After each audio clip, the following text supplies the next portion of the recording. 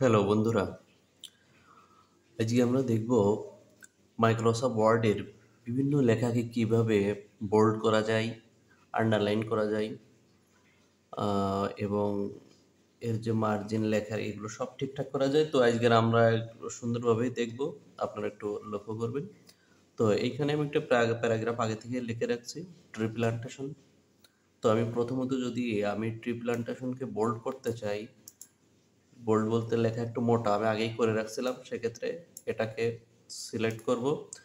Select করার পরে আমি এই যে বিতে যখন ক্লিক করব এটা বোল্ড হবে। আবার যখন ক্লিক করব একই সিলেক্ট করে আবার যখন এটাকে ক্লিক করব তখন বোল্ডটা সরে যাবে। একইভাবে আমি যদি প্রতিটা লেখাই বোল্ড করতে চাই তাহলে প্রতিটা লেখাকে আমার সিলেক্ট করে বোল্ড বিতে ক্লিক করলে বোল্ড হয়ে যাবে। আবার যখন আমি একই পুনরায় বিতে ক্লিক করব আবার তখন আবার বোল্ডটা সরে যাবে।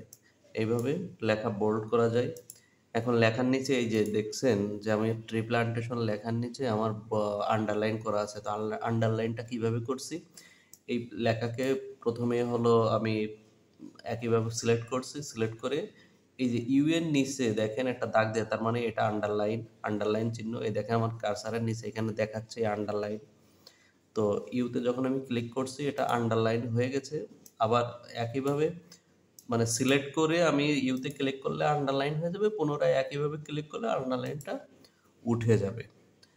তো এটা দেখলাম। এইবার লেখা দেখা যাচ্ছে আমার অনেক সময় লেখা এলোমেলো হয়, এলোমেলো লেখার পরে দেখা যাচ্ছে এলোমেলো হয়ে যায়। সেই এলোমেলোগুলো কীভাবে আমরা ঠিক করতে পারি, লেখাটাকে সিলেক্ট করে আমি যদি এই ডান এবং বাম উভয় পাশে এই প্যারাগ্রাফের অধীনে ডান এবং বাম উভয়ের পাশে যদি দেখেন সমান সমানই আছে ডান বামে, এটা সিলেক্ট করলে আমার লেখা সমান হবে। এটা সিলেক্ট করলে আমার ডান মার্জিনটা অ্যালাইনমেন্টের ডান মার্জিনটা ঠিক থাকবে। ঠিক একইভাবে এটা সিলেক্ট করলে আমার মিডিল ঠিক থাকবে। এটা সিলেক্ট করলে আমার বাম মার্জিন বা বাম অ্যালাইনমেন্টটা ঠিক থাকবে।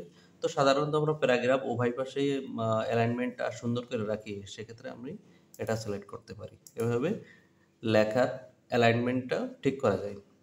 তো এরকম প্রয়োজনীয় ভিডিও দেখতে আমাদের পেজের সাথেই থাকবে। সকলকে ধন্যবাদ। আসসালামু আলাইকুম।